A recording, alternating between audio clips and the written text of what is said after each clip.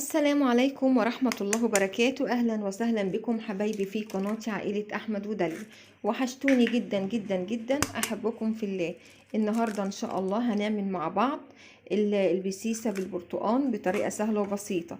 قبل ما نبدأ ونقول هنعمل إيه، هقول اللهم صل وسلم وبارك على سيدنا محمد وعلى آله وصحبه أجمعين.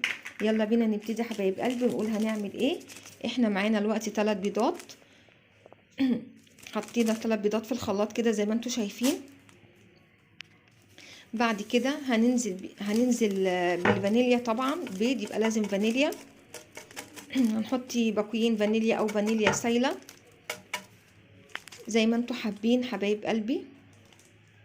بعد كده هنحط معلقه صغيره من الخل. الخل يا جماعه بيدي هشاشه بيخلي الكيكه بتاعتنا هشه جدا. تمام، احنا حطينا دلوقتي معلقه صغيره من الخل. كمان هنحط نص كوبايه زيت، وهنحط كوبايه لبن. تمام، وكمان هنحط كوبايه وربع من السكر، وهنضرب ده كله في الخلاط طبعا زي ما احنا شايفين كده.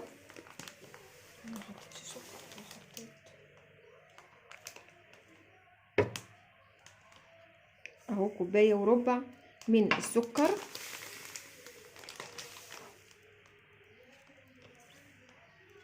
هنضرب المكونات دي كلها في الخلاط.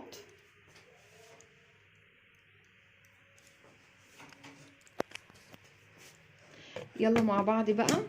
بعد ما ضربناها اقول لكم المقادير بتاعه الدقيق ايه. اول حاجه هنحط طبعا هنعمل كوبايتين من الدقيق الابيض العادي يا جماعه. تمام، مع كوبايتين من دقيق الذره اللي هو الاصفر. هننخلهم كويس جدا جدا جدا. مهم جدا يا جماعه ان احنا ننخل الدقيق عشان طبعا ما يكونش بيبقى فيه ساعات شوائب كده، حتى لو هو نضيف برضو لازم ننخله. انا افضل يعني كده. وبعد كده حبايب قلبي هننخل كويس الدقيق. بعد ما ننخله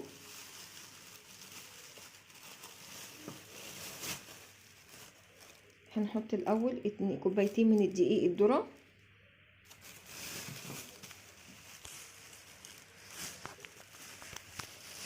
ندخل كل دوت الدقيق الابيض ودقيق الذره، ندخلهم كلهم مع بعض.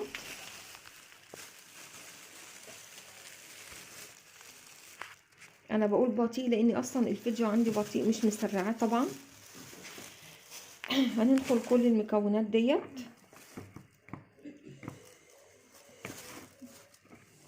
بعد ما ندخل المكونات دي كلها هنحط البيكنج باودر اهو زي ما احنا شايفين. هنحط بيكنج باودر على الحاجه ديت، على الدقيق.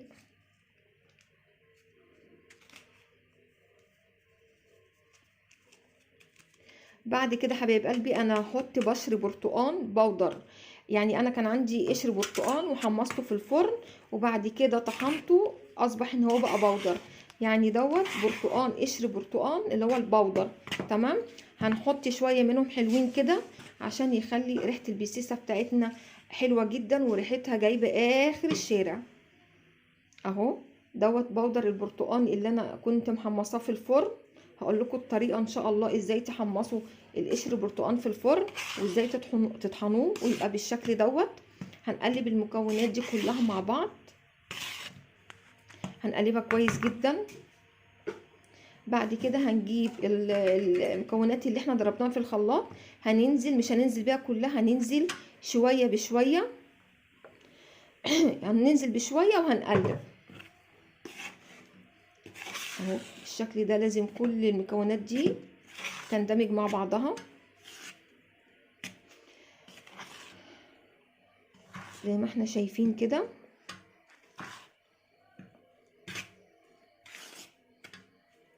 هنحط شوية كمان من الخليط بتاعنا. احنا عايزين القوام بتاع الكيكه بتاعتنا ولا البسيسه بتاعتنا ما يكونش قوام لا تقيل قوي ولا خفيف قوي. احنا هنحط بشويه وشويه وهنقلب. لحد ما نشوف السمك بتاعها بقى عامل ازاي. ولو احتاجت لبن تاني، لو الخليط خلص واحتاجت لبن تاني، هنحط لها شويه لبن صغيرين. هنحط الخليط وهنقلب. ده مش كل الخليط، انا بحط شويه بشويه عشان اخلي كل المكونات تندمج مع بعض.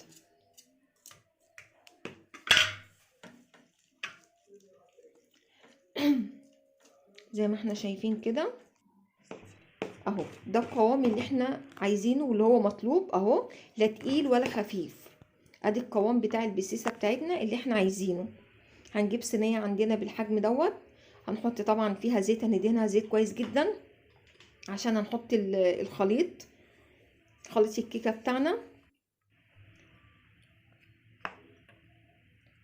يا رب الفيديو ده حبايب قلبي يعجبكم. ما تنسوش بقى تشتركوا في القناه اللي ما اشتركش، وفعلوا زر الجرس، وما تنسوش اللايك.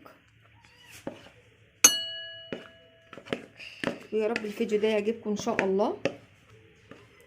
طبعا احنا مسخنين الفرن قبلها، قبل ما نحط الصينيه بتاعت البسيسه، وطلعت بالشكل دوت. يا رب تعجبكم حبايب قلبي. يا رب يكون عجبكم الفيديو، والسلام عليكم ورحمه الله وبركاته.